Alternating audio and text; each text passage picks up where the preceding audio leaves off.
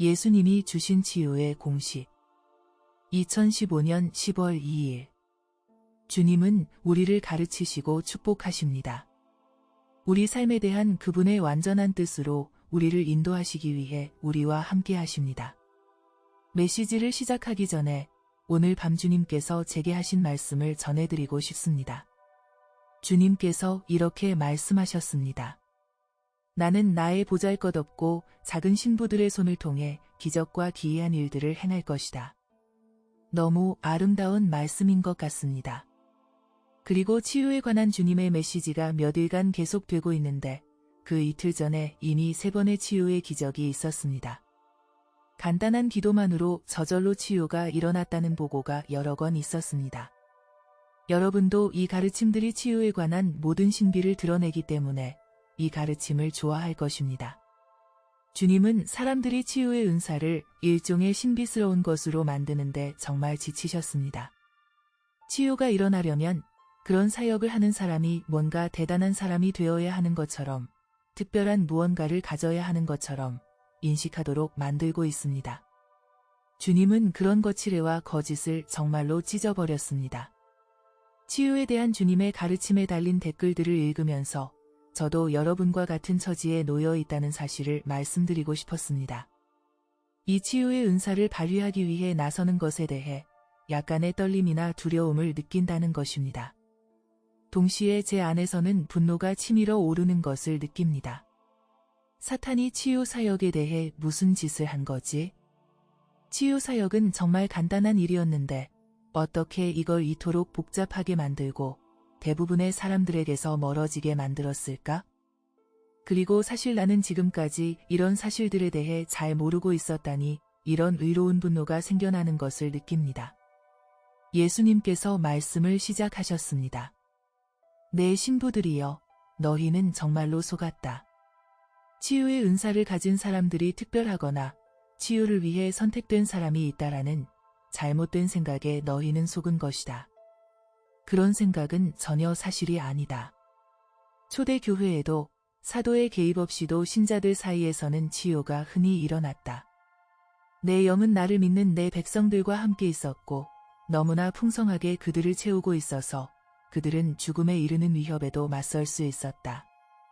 그 시절에는 오늘날보다 훨씬 더 많은 사랑의 덕이 있었다.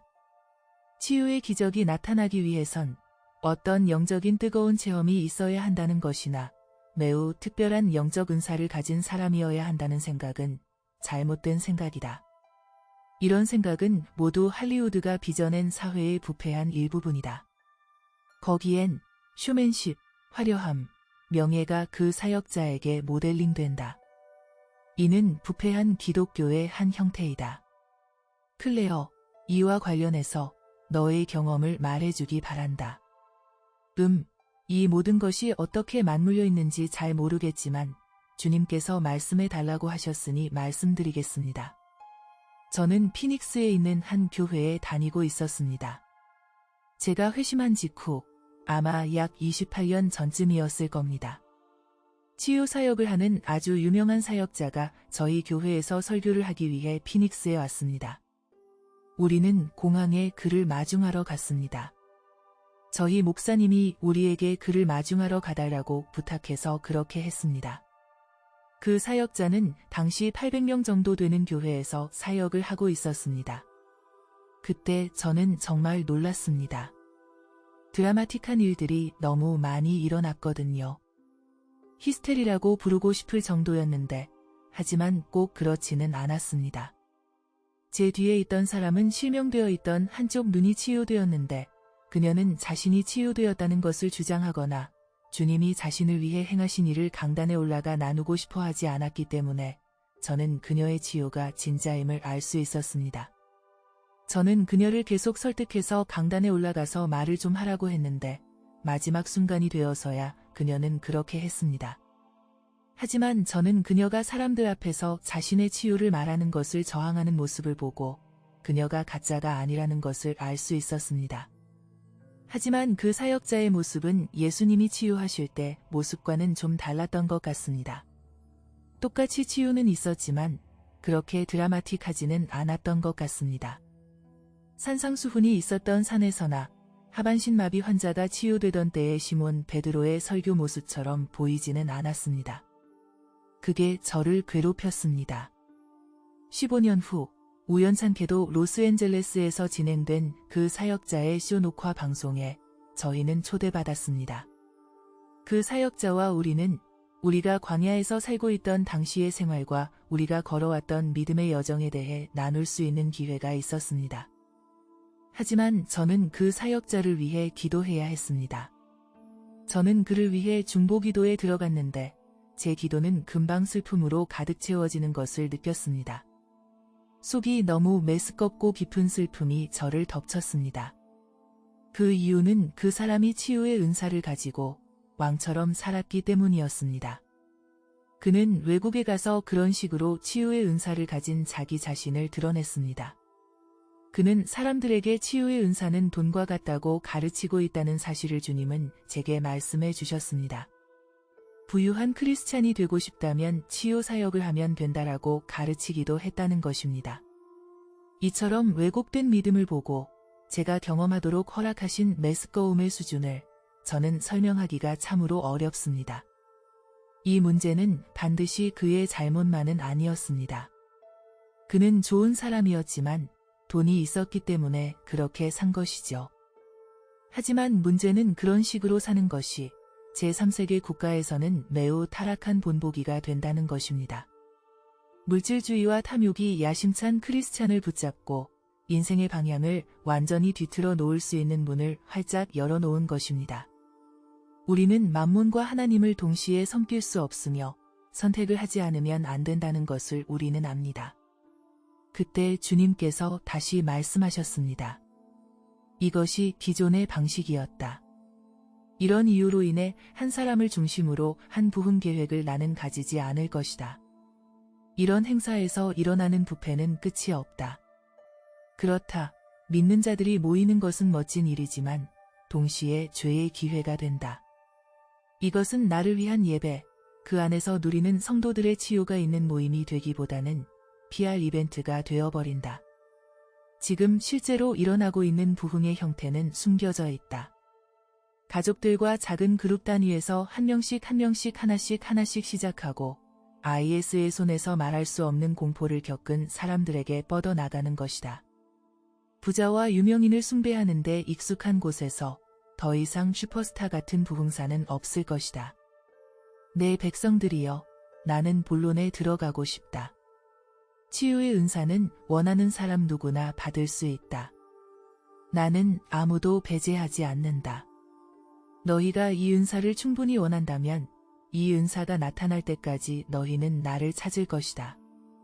물론 주는 것은 내 선택이지만 너희의 현 상태가 이 은사를 가지면 도리어 위험해질 수 있는 경우를 제외하고는 나는 너희에게 이 은사를 주는 것을 거부하지 않을 것이다. 치유의 은사가 나타나지 않는 경우에는 이 은사가 단지 지연되거나 아직 작동하지 않는 것뿐인데 거기에는 그럴 만한 선한 이유가 있기 때문이다.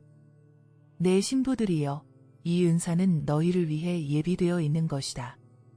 나는 너희 안에 살고 있다. 내 영은 너희와 함께 있고 내 아버지도 너희 안에 거하고 계신다. 요한복음 14장 23절. 사람이 나를 사랑하면 내 말을 지키리니 내 아버지께서 그를 사랑하실 것이요 우리가 그에게 가서 거처를 그와 함께 하리라. 마가복음 16장 16에서 18절. 믿고 세례를 받는 사람은 구원을 얻을 것이요 믿지 않는 사람은 정죄를 받으리라. 믿는 자들에게는 이런 표적이 따르리니 곧 그들이 내 이름으로 귀신을 쫓아내며 새 방언을 말하며 뱀을 집어올리며 무슨 독을 마실지라도 해를 받지 아니하며 병든 사람에게 손을 얹은즉 나으리라 하시더라. 나는 치유를 위해 기름 부은 사람들만이라고 말하지 않았다. 나는 사역하고 있는 사람들만이라고 말하지 않았다. 너희가 믿는다면 이런 기적들이 너희를 따라다닐 것이라고 말했다. 영웅 숭배와 오직 부름을 받은 영혼들만이 내 이름으로 치유를 할 수 있다는 거짓된 개념을 중단하기 바란다. 이 세상에는 아픈 사람들이 너무도 많이 있다. 나는 그들에게 다른 부담을 더하고 싶지 않다. 경기장이나 큰 모임, 컨벤션 센터에 가고 모든 왁자지껄, 여행 비용, 모텔 등과 같은 것들의 부담을 아픈 사람들에게 더하고 싶지 않다. 나는 나의 나라를 슈퍼히어로들 위해 세우지 않았다. 너희들처럼 평범한 일상의 남자와 여자들 위해 세웠다. 유일한 차이점은 어떤 사람들은 나를 찾고 또 어떤 사람들은 나를 찾을 때까지 나를 찾는다는 것이다. 구하라 그리하면 너희에게 주실 것이요. 찾으라 그리하면 찾아낼 것이요. 문을 두드리라 그리하면 너희에게 열릴 것이니. 마태복음 7장 7절. 하지만 아쉽게도 많은 사람들이 선한 일을 행하다가 지치고 길가에 누워서 자신은 은사를 가지지 못했다는 핑계를 대며 포기한다. 그 은사는 너희에게 여전히 있다. 단지 너희가 불을 붙이기만 하면 된다. 내가 원하는 방식으로 하기만 하면 된다. 이것이 바로 내가 말하고자 하는 것이다. 너희는 팡파레를 울리는 화려한 행사가 필요 없다. 치유 사역을 할 때 너희는 크고 열정적인 말이나 기도가 필요하지도 않다. 어떤 가식도 필요 없다.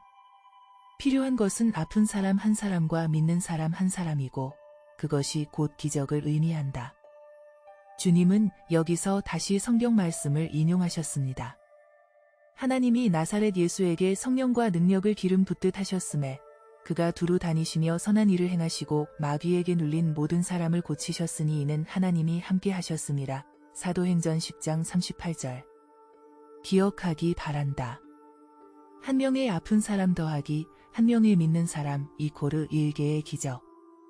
이것이 내가 주는 치유의 공식이다. 치유가 이루어지기 위해 필요한 것은 이것뿐이다. 이보다 더 간단하고 명확한 것이 무엇이 있겠느냐? 잠시 이것을 더 살펴보자. 한 명의 아픈 사람.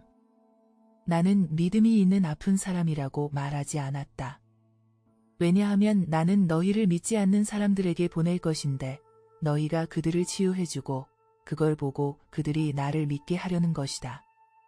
다시 주님은 성경을 인용했습니다. 6월절에 예수께서 예루살렘에 계시니 많은 사람이 그의 행하시는 표적을 보고 그의 이름을 믿었으나 요한복음 2장 23절. 기도하는 사람의 믿음이 나의 자비를 하늘에서 끌어내리는 때가 있는데 그곳에 너희가 있고 그곳에서 너희는 하나님의 존재의 상징으로 서 있는 것이다. 때때로 너희는 나의 자비를 상기시키기 위해 이끌려가는 느낌을 받을 것이다. 각 상황에서 나의 영은 너희와 함께 있을 것이고 너희를 인도할 것이다. 너희의 생각 주파수가 세상에서 벗어나 나에게 그 주파수가 맞춰지는 것이 그토록 중요한 이유가 여기에 있다. 너희가 내게서 얻는 것이 많을수록 너희는 더 쉽게 인도받을 수 있다. 하지만 너희의 마음속에 세상적인 혼란이 많다면 나의 목소리는 사라질 것이다. 그래서 잠잠하고 내 음성을 듣기 위한 이런 준비가 중요한 것이다. 그래서 믿음이 있든 없든 한 명의 아픈 사람이 있다. 다음으로 한 명의 믿음을 가진 자가 있다. 너희는 내가 누구인지 알고 내가 너희 안에 살고 있다는 것을 안다. 그리고 내가 자비롭다는 것, 내가 너희를 사람들에게 기도해주고 치유하도록 보내고 있다는 것을 너희는 안다.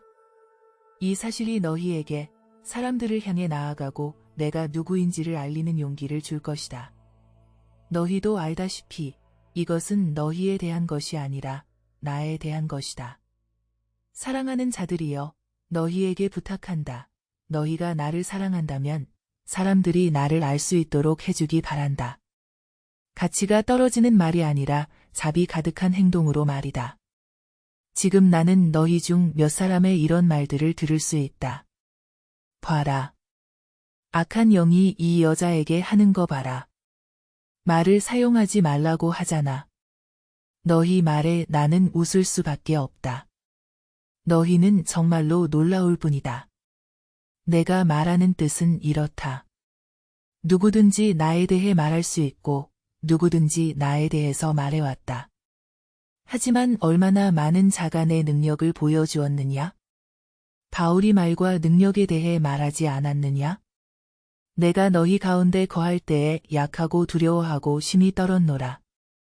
내 말과 내 전도함이 설득력 있는 지혜의 말로 하지 아니하고 다만 성령의 나타나심과 능력으로 하여 너희 믿음이 사람의 지혜에 있지 아니하고 다만 하나님의 능력에 있게 하려 하였노라.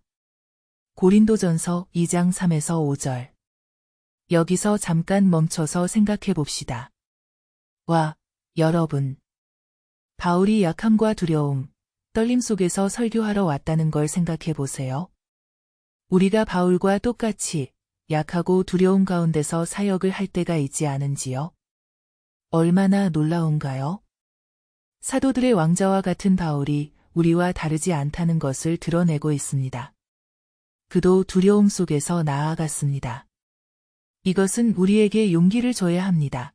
왜냐하면 우리는 좋은 동료들과 함께 있으니까요. 예수님께서는 계속 말씀하셨습니다. 바울의 두려움이 너희에게 좋은 교훈이 되기를 바란다. 너희도 사람과 육체의 두려움을 극복할 수 있다. 너희 중에 몇 명이나 나를 위해 돌에 맞았느냐? 피를 흘리기까지 고통받았느냐? 조롱 조금 받은 게 그리 큰 것이냐?